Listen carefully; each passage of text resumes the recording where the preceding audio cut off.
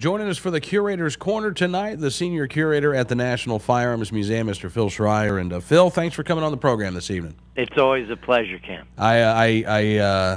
Boy, I wish you were in studio for this one. This is a heck of a gun here. This is the Jesse James Smith & Wesson, right? Correct. All right, let's talk a little bit about the history of this firearm. Well, it's a very unique pistol. We know that from a number of different sources, contemporary to the time period, that Jesse James did favor the Smith & Wesson. Whether it was the Schofield or the number 3, he really liked those large frame 44, 45 caliber Smith & Wesson revolvers. And this particular gun comes to us with a receipt that is signed by Zerelda Samuel, Jesse James's mother. And she sold this gun, it's unknown exactly when, but sometime after Jesse's death and her own death in 1911. She was well known for selling Jesse's guns to various tourists that would come by the Samuel farm in Kearney, Missouri. Oh, really? She made quite a little living out of selling either the pebbles off of his grave, which she would refresh every morning with a walk down to the stream. Yeah. She sold those for 25 cents a piece.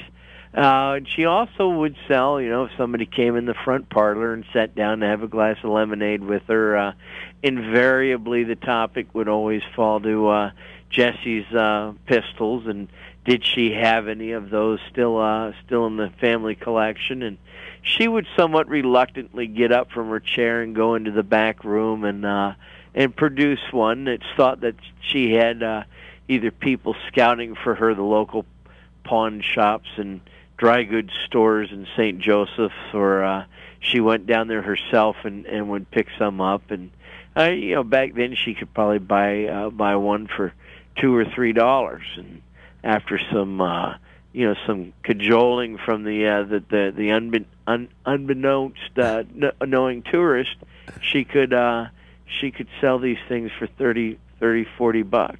Wow, that's a pretty good profit margin for Maud James there. Yeah, she was a one-armed widow, and talk about a one-armed bandit. She really was.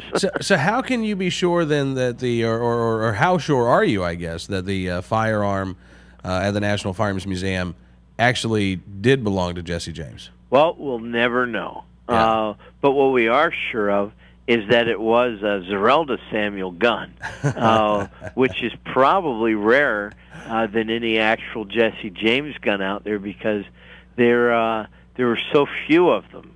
To begin with, if you were to take all the Jesse James guns in the just in the country right now, you'd fill up a gymnasium with them. All the ones that claim to have provenance to Jesse James. In the case of this one, we actually had the original handwritten receipt. So that does put it at least at the James farm, yeah, and in her hands at some point.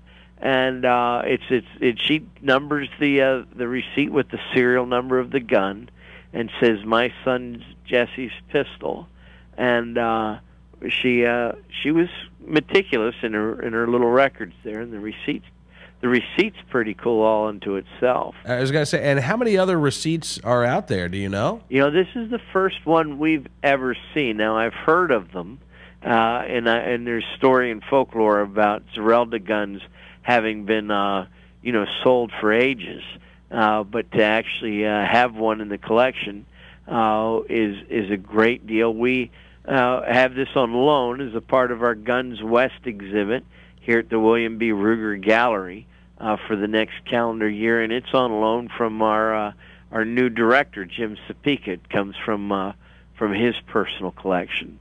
Oh, really? I don't know if your viewing audience can see, but I sent over 2 color photographs of 2 different guns. One is an actual painting called The Faithful Colt by an American artist by the name of William Harnett. And it was done in 1890 in a style that was popular at the time called trompe l'oeil, or to fool the eye. And here we have a beautiful nickel-plated, ivory-gripped Colt hanging on a nail against a green background of wainscoting, in a little newspaper article about a train robbery or some such incident associated with this Colt, hand-painted in the lower right-hand corner of this famous painting that now hangs in the Wadsworth Athenaeum in Connecticut. And when we got to do this exhibit, and I saw that receipt, and I saw that this Smith & Wesson had the same style of aged and cracked ivory grips and the nickel plating to it, this painting by Harnett just jumped right into the forefront of my imagination. So what we did was we recreated the Harnett canvas, but now instead of a Colt, it's a Smith & Wesson. And in place of the hand-painted Trump ploy newspaper article, we have the original autographed Zerelda Samuel receipt for the Smith. So it's a little play on an iconic American, historical American art. That is very cool. Yeah, and you did a great job with the recreation of that, by the way. Oh, thanks. It took a number of hours with a heat gun and some crackle paint in my basement. Well, as always, Phil, I'm really glad that you could join us for the Curator's Corner, and I think we're going to try to get down to the National Firearms Museum next week, so we'll be able to, because I like to see, I like to touch, well, you haven't let me touch yet. I'm hoping that, can I wear the white gloves next week? Absolutely. Yeah? Absolutely. All right. Well, Phil, thank you so much, sir, and we'll talk to you next week. Thank you, Cam. It's always a pleasure, and thank you very much. My pleasure. Phil Schreier, the Senior Curator at the National Firearms Museum. And, of course, the National Firearms Museum is located at the NRA headquarters in Fairfax, Virginia. Open 7 days a week except for major holidays. It is a fascinating trip. If you have never made it to NRA headquarters, the National Firearms Museum, well worth your time. Always great exhibits, and the permanent displays are just absolutely fantastic. So we'll have another firearm for you from the National Firearms Museum next Thursday right here on Cam & Company.